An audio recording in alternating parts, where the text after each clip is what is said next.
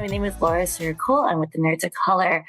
It is such an honor to talk to both of you. I am so in awe of this documentary. And, as a basis, we would love to know, what was it about this story that made you want to tell it?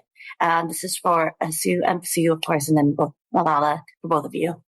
Well, I initially met the haenyeos when I was a little girl, and they made such an incredible impression on me. I saw them and I thought that they were so strong and bold and confident and kind of everything that I wanted to grow up to be. So I really kind of idolized them. And then I started following them over the years.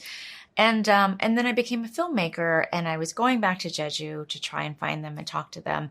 And it was on a conversation I had where I found out from an 84-year-old haenyeo that they were the last generation of the haenyeo. That's when I realized I absolutely had to make this movie, because we don't know how much longer we're going to have this culture.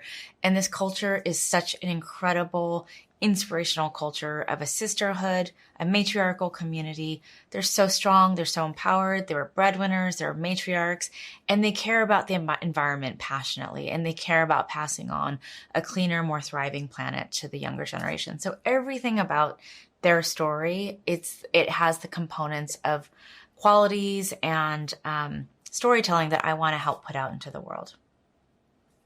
Yeah. And Malala, what made you want to be part of the story as well? Like when you heard about it, what made you think, I want to produce this? I was so shocked that I did not know about the haenyeo.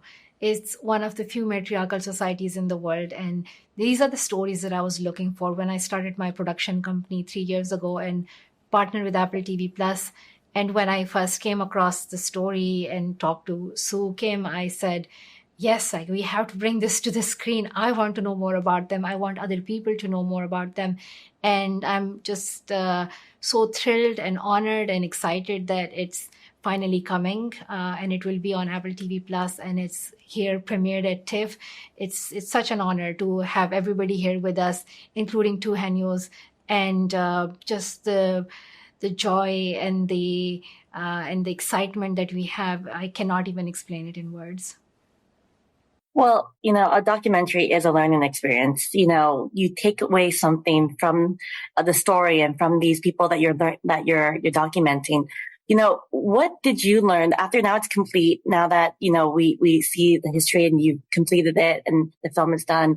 What did you learn or take away from these women and the story that you were able to tell? I learned so much from them. I learned how they have created a community of compassion, cooperation, and resilience. And there is so much that a young woman can learn from them, from their wisdom, from how they have fought against so many stereotypes and so many challenges in community, and they have set their own rules for themselves, and they have found a way to cooperate with nature to really create a very powerful, sustainable community. And at the same time, I love their generosity and how they were telling their stories to the younger haenyeo as well, and how they were creating that bond with them. It's so important for all of us to have this intergenerational connection. There's so much we can learn from those older than us who can share their wisdom with us, and those who are younger can bring their passion and their energy. And I think this collaboration can really help us work together on our shared goals. Yeah. And for Sue, you grew up with knowing about them, and then now doing the documentary and seeing the young haenyeos also. What was the learning experience for you taking from the story once you completed it? I think one question I had when I was going into the making of this film that I didn't have an answer to is, how do we preserve this tradition without staying rooted in the past? How do we preserve this tradition and embrace modern times? In general, how do cultures do that? And one thing that was so wonderful for me to witness and watch was the younger haenyeo answering that question for me. I loved how they came to the haenyeo culture, an ancient and ancestral culture. They came to this culture because of very postmodern problems or issues. So he was very disillusioned working in a stuffy cubicle for 12 hours a day. Jungmin had 3 kids, and she wanted to find an occupation that would give her a flexible schedule where she could work around her family. So they both came to this ancient culture through very postmodern problems. And that's what I love so much about their story, is that you can look at something old with fresh eyes and find a new perspective of what benefits can come from that.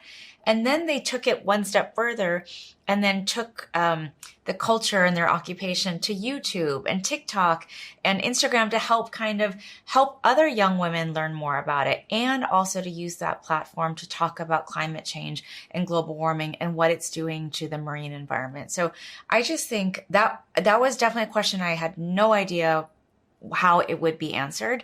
And just watching our characters live their lives, it was a beautiful example of how you could do this. Well, thank you so much. I can't wait for everyone to see this. It's beautiful. And thank you so much for your time. Thank you. Honor. Thank you. Fanboys, professional artists, and professors. Maybe a nerd who's just like you, talking about the things that you like too. So I invite you to the NOC in full